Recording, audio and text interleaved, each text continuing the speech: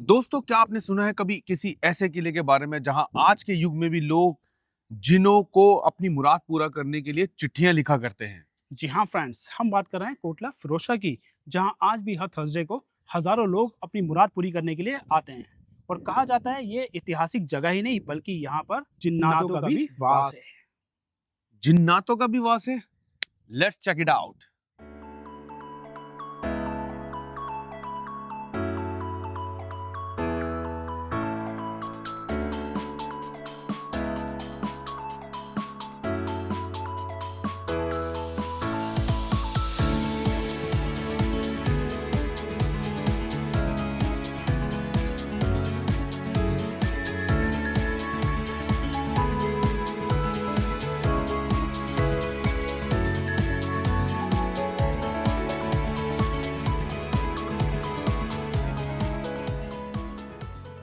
हाय, मैं हूँ एंडी, पेशे से एक फिजियो। हाय, मैं हूं सैम, पेशे से एक आईटी प्रोफेशनल। वैसे तो हमें पिछले जन्म के लंगोटी यार, लेकिन कुछ तकनीकी खराबियों के कारण मिले हैं इस जन्म में। इस तेज रफ्तार जिंदगी से लाइफ से कुछ मजेदार पलों को चुराते हुए, ले चलते हैं आपको एक अनोखे सफर पर एंडी और सैम के अनोखे अंदाज में। क्योंकि जिंदगी सीरियस है बॉस। लेकिन हम नहीं। Welcome to our YouTube channel Andy and Sam, the fun travellers.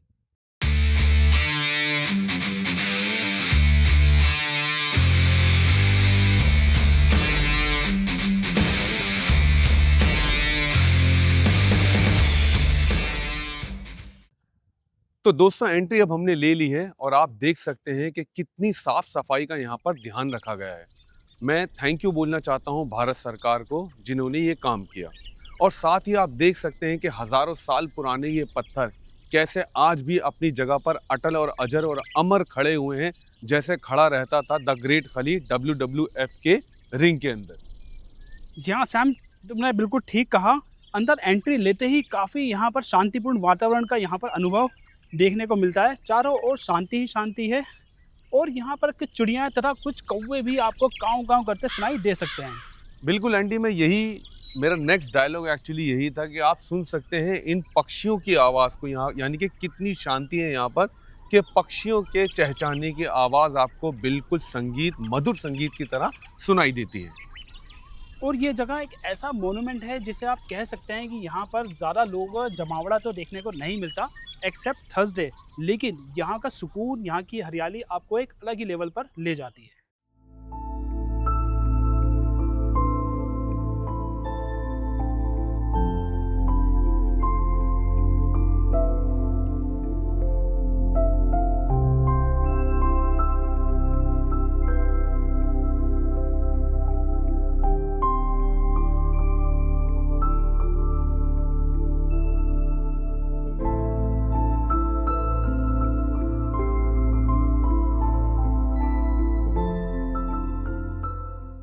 Andy, इस जगह का मेरा मेरा अपना एक इतिहास है, मैं आपको और दर्शकों को बताना चाहता हूँ।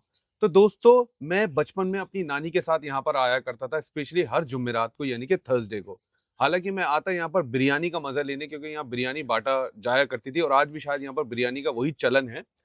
और एंट्री पर ही मेरी नानी यहाँ पर एक सिक्का चिपकाया करती थी, और मेरी नानी नहीं, काफी लोग चिपकाया करते थे। और उनका मानना था कि अगर उनका सिक्का चिपक गया तो मान लो उनकी मुराद, यानी कि उनकी दुआ कबूल हुई। मैं क्या किया करता था, 3-4 सिक्के चुपचाप उठाकर अपनी जेब में रख लिया करता था और बाहर जाके बेर और जो मछली की आंख वाली टॉफियां होती थी वो मैं खाया करता था, खरीदा करता था। मतलब बचपन से ही शरारती हो तुम सैम। जी बिल्कुल, पता यही है, इस इतिहास है। जगह से मेरा भी अपना एक इतिहास है। मेरे नाना बचपन में मुझे काफ़ी किस्से कहानियाँ सुनाया करते थे।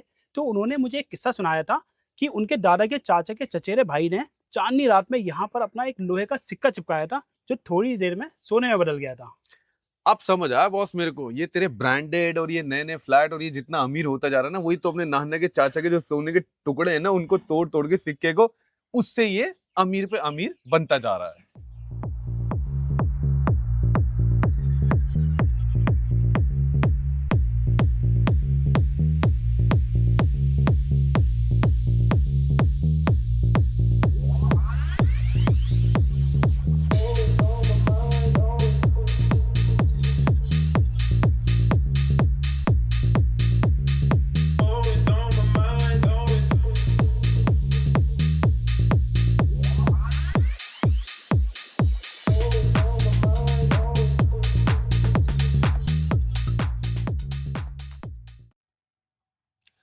क्या खूबसूरत रख रखाव है दोस्तों, क्या खूबसूरत हरियाली है, मानो एकदम मन मनमुग्ध हो जाता है।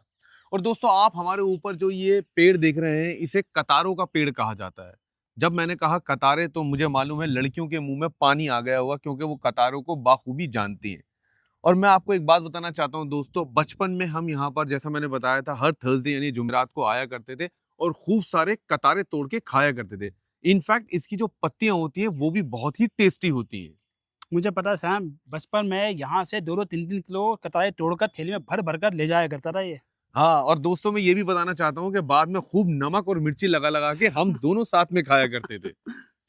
क्यों ना एंडी आज उन यादों को दोबारा ताजा किया जाए और इन पत्तियों का आनंद लिया जाए। हाँ, सही कह रहा हो, कतारें तो नहीं दिख रहा है लेकिन पत्तियों का, लेकिन पेड़ यार, ये पत्तियाँ काफ़ी ऊँचाई पर हैं सैम, कैसे तोड़ी जाएँ? जहां पर हैं एंडी और सैम वहां पर कुछ भी नामुमकिन नहीं है। तो फिर आ लेट्स जाओ। ट्राई।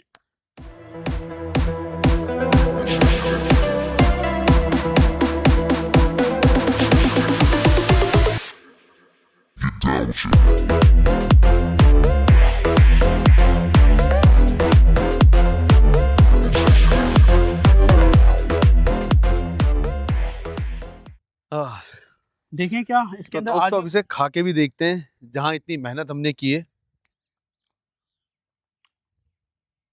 आह, वाह! सच में यार, मजा आ गया। बचपन वाला टेस्ट है यार इसमें। बचपन में भी वही टेस्ट आता था। हम्म। तो फ्रेंड्स, आप लोगों से मेरा एक निवेदन है कि अगर आप यहाँ पर आएँ कभी, तो इन पत्तियों का सेवन ज़रूर करें और इसी तरह से अपने बचपन को वापस उजागर करें। लेकिन प्लीज ये ऐसे ट्राई मत कीजिएगा, हो सकता है कि आपका कंधा टूट जाए।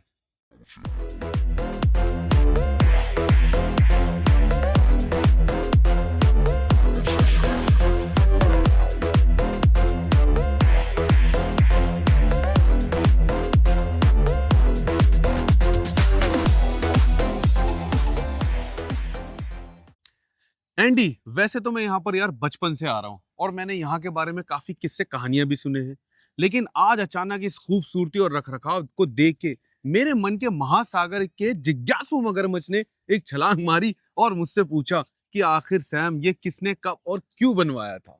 तो भाई अपने जिज्ञासु मगरमच्छ को बता दो कि इस जगह का निर्माण सन 1354 में सुल्तान फिरोज शाह तुगलक द्वारा कराया गया था। फिरोज शाह तुगलक को दरअसल कंस्ट्रक्शन का बहुत शौक था। उन्होंने अपने शासनकाल में दिल्ली में बहुत सारे स्ट्रक्चर्स बनवाए, या फिर यूं कहें कि उन्होंने पूरा का पूरा एक शहर बसा दिया जिसे उन्होंने नाम दिया फिरोजाबाद। और ये किला दरअसल उसी का एक अहम हिस्सा है। और दोस्तों मुझे याद आया कंस्ट्रक्शन के नाम से कि सुल्तान साहब इतने ज्यादा कंस्ट्रक्शन को लेके इतने शौकीन थे कि जब कभी अगर राजमिस्त्री नहीं आया करते थे, अवकाश पे हुआ करते थे, तो जोश जोश में वो फावड़ा लेके खुद ही शुरू हो जाते थे।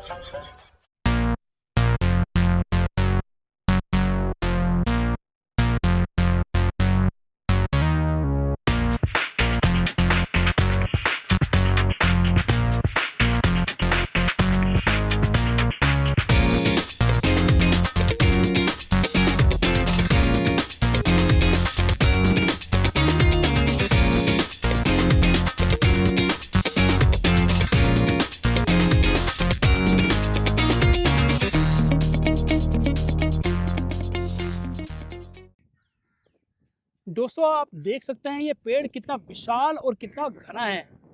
सर मुझे लगता है इस पेड़ को स्वयं सुल्तान फिरोज शाह तुगलक ने अपने हाथों से ही लगाया होगा। एंडी आपने ठीक कहा, अगर मेरे इतिहास की माने तो वो अपनी सखियों के साथ इस पेड़ पर झूले का आनंद लिया करते थे, स्पेशली सावन के महीने। और ये वही डाल है जहाँ पर वो बैठ के अपनी सखियों के साथ, स्पेशली सखियों के साथ झूला झूला करते थे। इनफैक्ट एक बार तो उनकी सखी ने इतनी जोर से छोटा मारा उनको कि वो बेचारे काफी ऊपर हवा में उड़े और अपनी तशरीफ के बल नीचे जा पड़े, जिसकी वजह से उनकी तशरीफ की हड्डी टूटी और उन्हें 2 महीने के लिए बेड रेस्ट की जाती। कितना बड़ा ग्राउंड है दोस्तों, आप देख सकते हैं। अच्छा सर मुझे लगता है कि यहाँ पर फिरोज शाह तुगलक क्रिकेट खेला करते होंगे। जी बिल्कुल ठीक कहा आपने, ये इसी मैच में क्रिकेट खेला करते थे, लेकिन अक्सर वो अपने मैच हार जाया करते थे। लेकिन मैंने सुना उनकी बॉलिंग बढ़िया थी, लेकिन बैटिंग के अंदर पहले ही ओवर में वो आउट हो जाया करते थे। ये भी आपने बिल्कुल ठीक कहा और सुना, क्योंकि वो अपने सेनापति के साथ अक्सर मैच खेला करते थे, लेकिन अपनी नौसिखियापंथी की वजह से और कमजोरी के कारण, क्योंकि जैसा मैंने बताया कूल्हे की हड्डी भी टूट चुकी थी, इसकी वजह से वो अपने मैच हार जाया करते थे। दोस्तों वैसे तो आपने दिल्ली में कई बावलियों के बारे में सुना होगा, लेकिन क्या आपने कभी ऐसी हमारे पीछे जो दिखने वाली गोल बावली यानी कि स्टेप वेल के बारे में सुना है? लोग अक्सर यहाँ पर जिनों से मदद मांगने या फिर अशोकन पिलर को एक्सप्लोर करने आते हैं, पर दरअसल अगर कहा जाए तो ये सर्कुलर बावली भी अपने आप में यहाँ का एक ज़बरदस्त आर्किटेक्चरल मार्वल है। और ये बावली उस जमाने में पानी को इकट्ठा करने का सिर्फ एक माध्यम ही नहीं हुआ करती थी, बल्कि ये एक एयर कंडीशन का काम भी करती थी। लेकिन भाई, एयर कंडीशन कैसे? भाई, अभी अगर आज हम इस बावली को देखें तो सुरक्षा कारणों से इसे बंद कर दिया गया है, लेकिन सैम तुम्हें ध्यान होगा बचपन में हमने कई बार इसको एक्सप्लोर किया है। जी बिल्कुल ठीक कहा। हम बचपन में यहाँ आते थे तो यहाँ पर हमने रेंगते हुए कछुए और उछलते हुए मेंढक भी बहुत देखे हैं। दरअसल इस बावली के अंदर छुपे हैं कुछ खुफिया सबटेरेनियन चैम्बर्स, यानी कि ज़मीन के अंदर कुछ कमरे जहाँ का तापमान नॉर्मल से थोड़ा कम रहता है। और आर्काइव्स बताते हैं कि जब ये किला बना था तो यमुना नदी इसकी दीवारों के साथ छू कर बहा करती थी। बिल्कुल ठीक कहा आपने। बल्कि यहाँ पर एक ऐसा दरवाजा भी है, एक ऐसी सुरंग भी है जो कि सीधी यमुना रिवर से कनेक्टेड थी, ताकि यहाँ पर पानी की कभी कमी ना हो। और दोस्तों, सुल्तान यहाँ पर अपना गर्मियों का वक्त गुजारा करते थे अपने मेहमानों के साथ। तरह कुछ विदेशी मेहमान भी यहाँ पर आया करते थे। और बल्कि मैं आपको एक और बात बताना चाहूंगा इस बावली की जो खासियत थी। जैसे आपने सुना होगा, जैसे किसी को दांत खाज और खुजली हो जाती है तो वो उस दांत खाज खुजली का निवारण करने के लिए बावली के पानी से नहाया करते थे। तो भूतपूर्व जन्म की अगर मैं बात करूं तो यहाँ पर फिरोज शाह के जो मेहमान थे, जो उनके विदेशी दोस्त थे, वो थे डोनाल्ड ट्रम्प। उस जमाने में उनको बहुत खुजली हुआ करती थी और वो अपनी खुजली मिटाने के लिए यहीं पर नहाया करते थे। देखिए दोस्तों, उस जमाने की तो उनकी खुजली मिट गई थी, लेकिन इस जमाने की खुजली उनकी आज भी बाकी है। तो मैं उनसे अनुरोध करूंगा कि वो यहाँ पर आए और इस बावली में अपनी खुजली मिटाएं।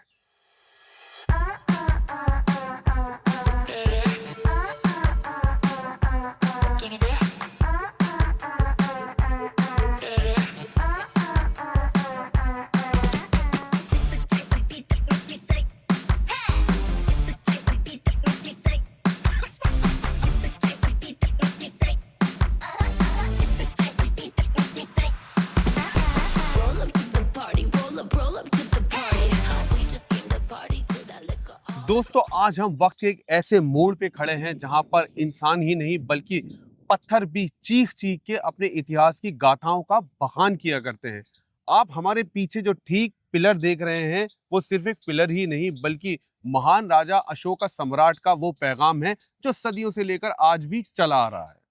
जी हाँ फ्रेंड्स, आपकी खिदमत में हाजिर है सदियों पुरानी विरासत टोपरा अशोकन पिलर, जिसका निर्माण सम्राट अशोक ने 3rd सेंचुरी BC यानी आज से लगभग 2200 से 2300 साल पहले हरियाणा के यमुनानगर में कराया था।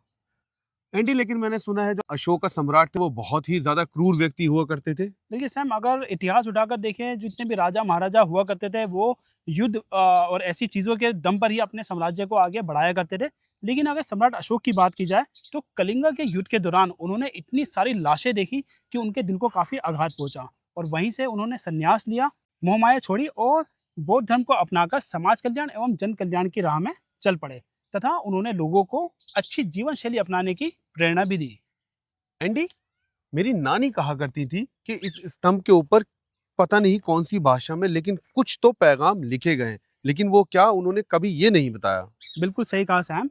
दरअसल इस पिलर पर ब्राह्मी लिपि के अंदर नए जमाने के लिए कुछ पुराने उसूल लिखे गए हैं। इसमें अशोक के वो एडिक्ट्स यानी आदेश व संदेश हैं जो बताते हैं कि कैसे एक राजा को अपनी प्रजा और बल्कि इंसान ही नहीं बल्कि पशु कल्याण के लिए भी हमेशा तत्पर रहना चाहिए।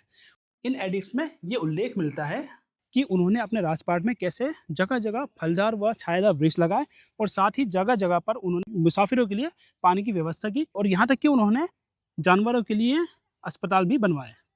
गुड यार। दोस्तों, वक्त गुजरा और 14वीं शताब्दी में सुल्तान फिरोज शाह इस स्तंभ को दिल्ली लेकर आए और इस किले में स्थापित किया। साथ ही उन्होंने इसके टॉप पर एक गोल्डन ग्लोब लगाया और चमकदार पत्थरों से इसको सजाया। आप सोच के देखिए कि चमचमाती धूप में ये स्तंभ कितना खूबसूरत दिखाई देता होगा। पर सैम, इतनी दूर हरियाणा से इस इतनी बड़ी प्रतिमा को लाए कैसे होंगे यहाँ? एंड इसके पीछे भी एक अपना बहुत ही बड़ा इतिहास है। बहुत ही सावधानी पूर्वक इसे सिल्क और कॉटन में लपेटा गया। 42 पहियों की काट तैयार की गई जिसे 200 मजदूरों ने धकेला और धकेलते हुए यमुना किनारे लेकर आए, और फिर यमुना में बड़ी बड़ी नावों का निर्माण किया गया, उनका जुगाड़ किया गया और उसमें रख के तैराते हुए इसको यहाँ पर लेकर आया गया। कितने कमाल की बात है ना दोस्तों। कि हम बचपन से यहाँ पर आ रहे हैं, लेकिन ना इसके बारे में इतना पुराना इतिहास हमने कभी सुना और ना किसी ने हमें बताया। ये दरअसल स्तंभ हमें दिखाता है कि इमारतें गिर सकती हैं सैम, लेकिन अच्छे विचार हमेशा जिंदा रहते हैं। बिल्कुल ठीक कहा एंडी आपने। और दोस्तों आप भी प्लीज कमेंट में जरूर बताइएगा कि आपको क्या पता था कि ये अशोका स्तंभ है और इसका इतिहास क्या है और यहाँ पर इसे कैसे लाया गया।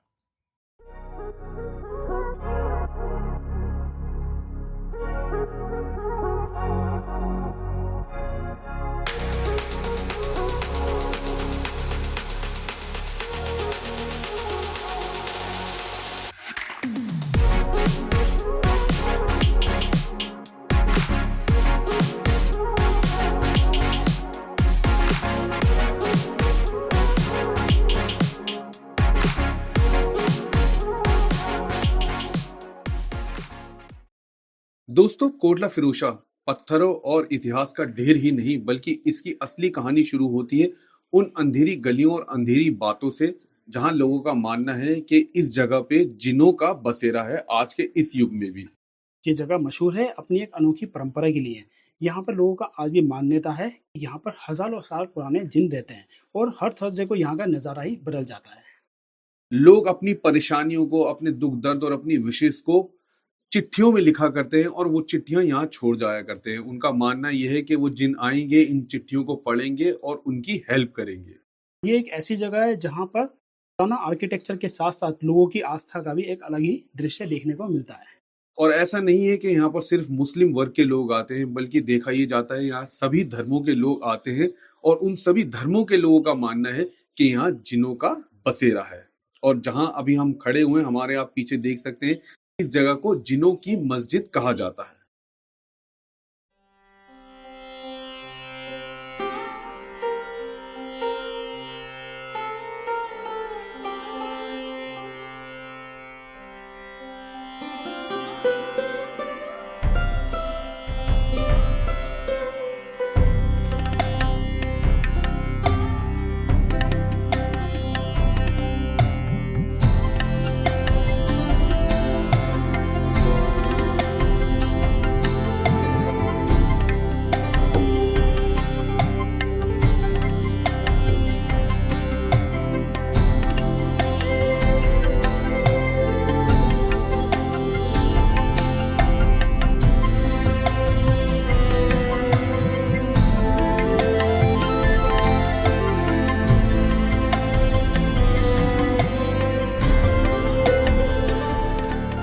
दोस्तों अगर इतिहास की माने तो जो आप स्क्रीन पर नज़ारा देख रहे हैं, इसे जिनों का मीटिंग रूम माना जाता है और कहा जाता है कि यहीं बैठकर जिन अपने अहम और बड़े फैसले लिया करते थे।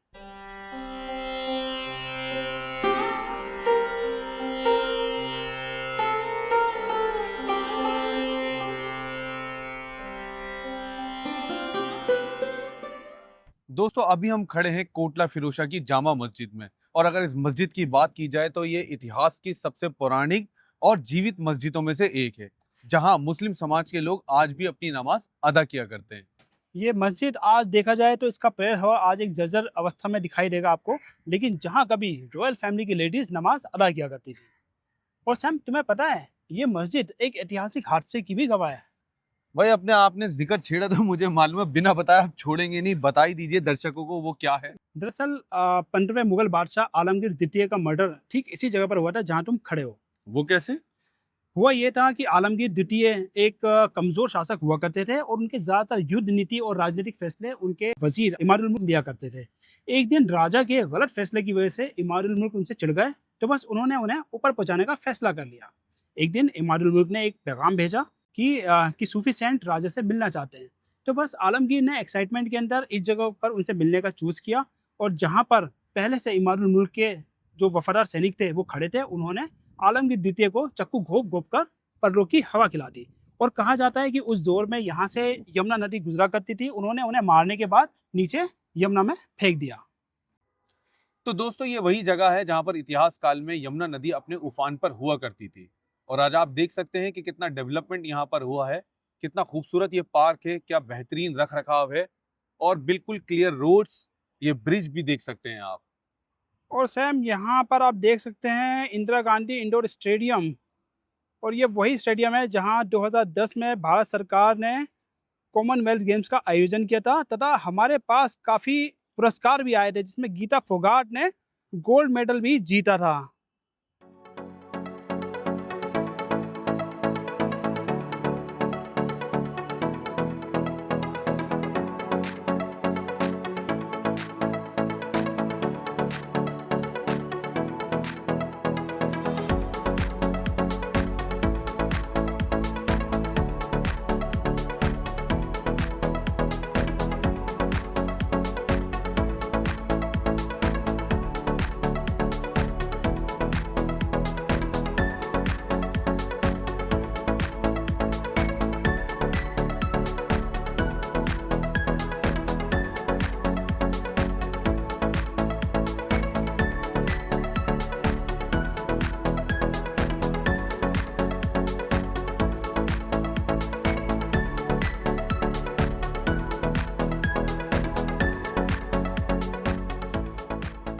दोस्तों आई एम श्योर जो बात मैं अब आपको बताने जा रहा हूं वो आज से पहले आपने कभी नहीं सुनी होगी।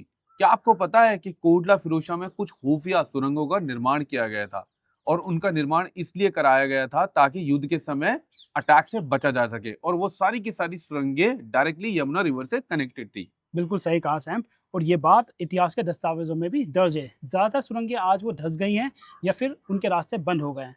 और एक बात और, सीरत फिरोज शाही जो सुल्तान के ज़माने का एक मैन्युस्क्रिप्ट हुआ करता था, उस बात में ये बयां किया गया है कि यहाँ पर कुछ अंडरग्राउंड रास्ते हुआ करते थे जो कि महल को बावली और मस्जिद से जोड़ा करते थे, और उनका निर्माण कराया गया था ताकि रॉयल फैमिली की लेडीज़ एक जगह से दूसरी जगह पर्दे में रहकर मूव कर सकें।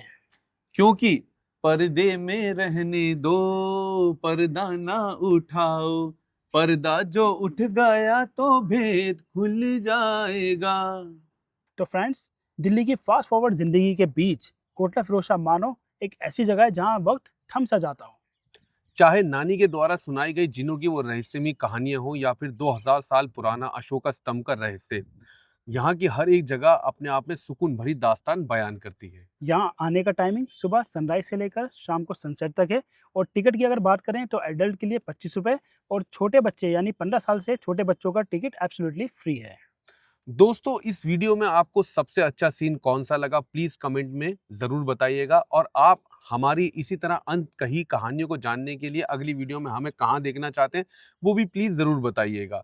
और हाँ, एक बात और, अगर आप भी जिन्नों की कहानियों में विश्वास करते हैं तो अगले थर्सडे आप अपना लेटर लेके जरूर आइएगा, क्योंकि हो सकता है अगला जैकपॉट आपका हो। टिल देन हंसते रहिए, हंसाते रहिए घूमते रहिए, और घुमाते रहिए, क्योंकि जिंदगी गुल नहीं गुले गुलजार है। And please don't forget to like, share and subscribe the video. Thank you.